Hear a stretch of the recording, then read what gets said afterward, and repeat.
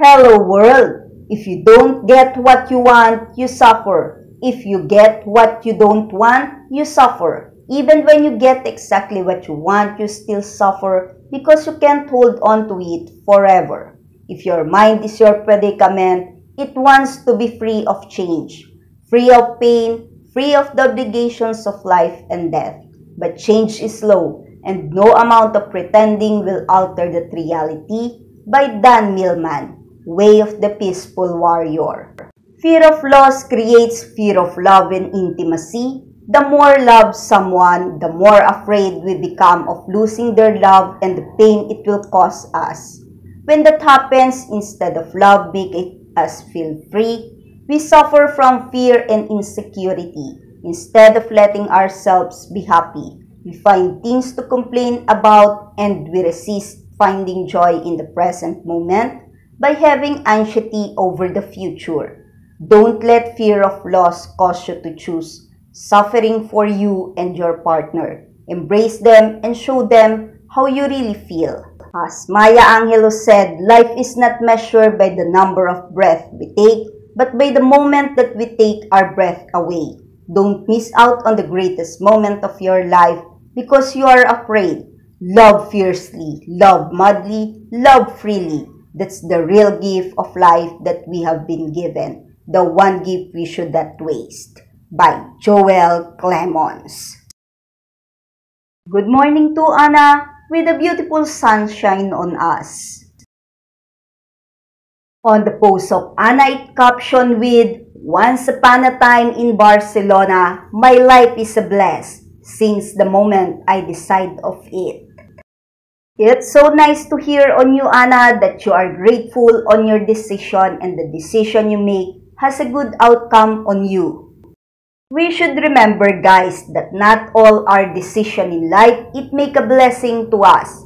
Some of it will say that it was a wrong one, but honestly, there is no wrong or a mistake choice of decision. It was just being that it make us a lesson that will make us stronger.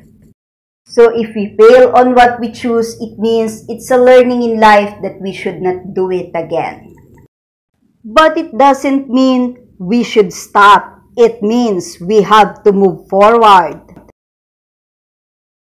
In one of a TV show, Anna will be invited as it said, "Hello, have you heard that in one episode 23, Ana Maria Saicluca, the star of the Loud trilogy, 365 Days, will make a guest appearance in the season on my series? See you on Friday, March 7 at 5:21 on TPV1, your Commissioner Alex." On Morning with Ama, it captions saying, "Was it worth it? I used to allow my emotion to take over me. I was put down a dead and very often it was unpleasant, embarrassing, insecure, funny and sometimes catastrophic. The moment finally came when I said stop and I won't allow that anymore.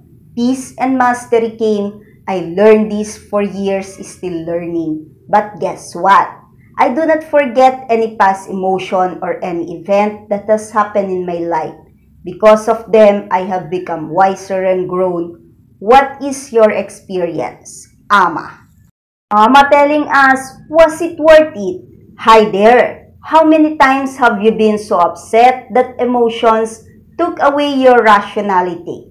How many times have you screamed? How many times have you been helpless? How many times based on emotions you have been something stupid? How many times you couldn't let go? And so, times has passed and the distance appeared. Didn't it? Was it worth it? P.S.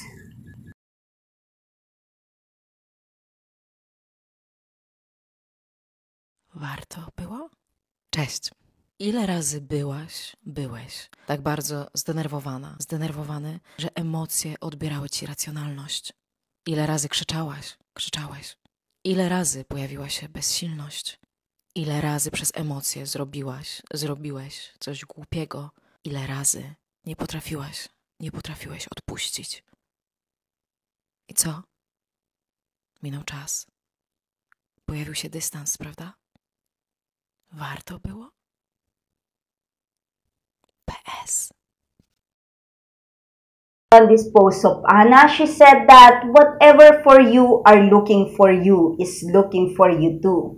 And that is the best. It's like a lovely say that the one you love is also loving you. Anna also included to say her entire life led to the moment she said, "This is the life I wanted." And she never again wasted time on anything that wasn't that. Oh, wow! On Anna's story caption it with, "The amount of triples I have seen in the last 2 days is mind-blowing and the signs don't exist." Do you believe, guys, on signs? On the post of Anna, it captions saying, "Your heart knows the way. Run in that direction," it said also. "When the waves come, I hope, when you come home to yourself, there are flowers lining the front porch that were left from all the women you were before." I am just curious to the what if the mind is not agreeing on the heart. So for you guys, into what direction you will run into? As for me, to my opinion, I will run into the direction where my heart leading me. It's just I want to feel how is the feeling to be ruled by heart rather than by my mind.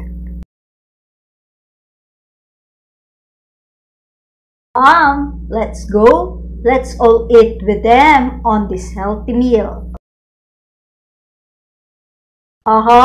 Nice and good that Simone know how to do boxing game. What is it? Or who is it, Simone, at your back? To cook with this, you like it? Chimichurri.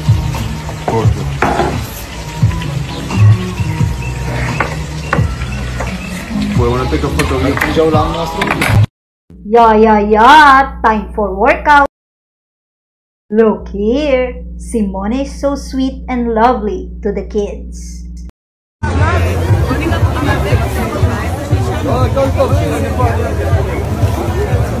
Diamond.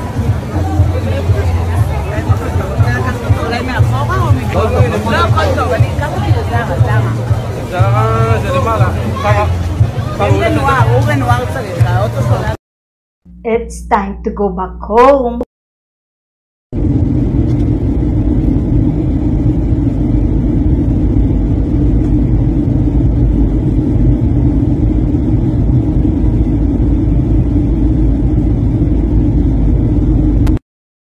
Simone is back in Milan now, so it means you finish your work in Israel. We are all excited on the outcome. Guys, look in here. Would Michele give the glass to Naomi?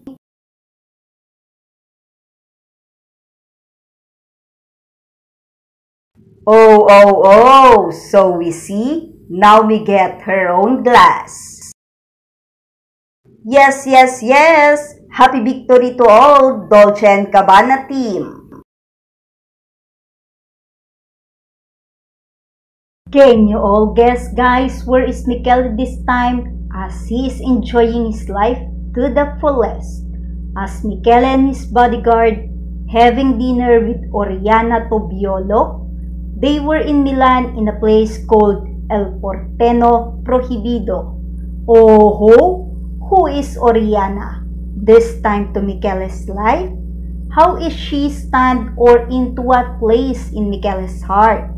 Or it's too early to say that the heart is involved?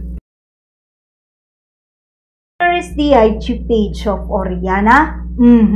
I can control to say that she also looked like one of Michele's ex-girlfriend. Who is that ex-girlfriend of Michele? She is Greta. Take a closer look of them and I can say that they have similarity.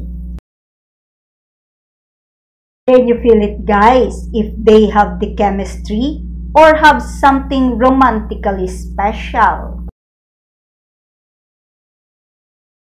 And now, Michele and his bodyguard traveling to US, going to New York. Thank you for watching my video today. Comment your reaction below.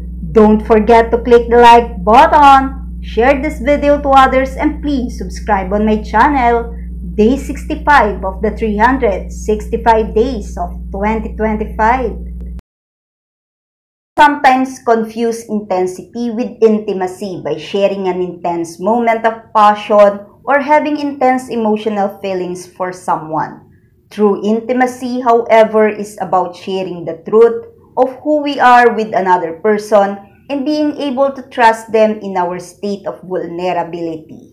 Intimacy is more than just a feeling. It's sharing the most tender part of our love and can only be experienced to the degree that we are both honest with ourselves, that the other person. It can't be built on lies or manipulation and be real anymore than two actors in a movie sharing a romantic scene. Only by being brave enough to be honest and accepting of ourselves that we hide or are afraid of can be strong enough and open for deep intimacy and connection with another. When we practice compassion and understanding instead of judgment or blame, then we are practicing how to make someone feel safe, sharing more of themselves with us. Intimacy is the art of expressing the beauty and rawness of our love, by Joel Clemons.